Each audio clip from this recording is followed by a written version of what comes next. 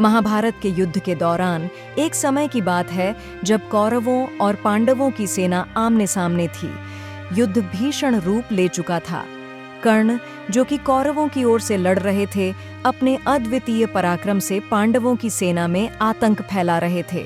कर्ण को एक वरदान प्राप्त था कि जब तक वह अपना कवच कुंडल धारण किए रहेंगे, कोई भी उन्हें पराजित नहीं कर सकता।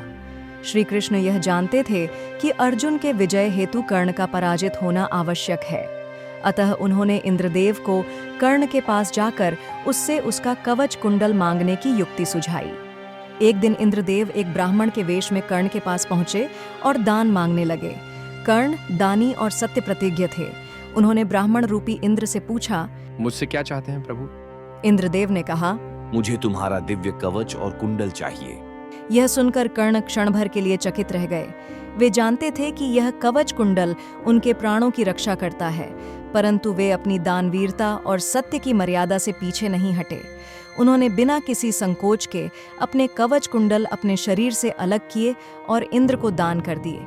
इंद्रदेव कर्ण की इस दानवीरता से अत्यंत प्रसन्न हुए और उन्हें एक अमोघ शक्ति प्रदान की, जिससे वे एक बार अपने शत्रु का वध कर सकते थे।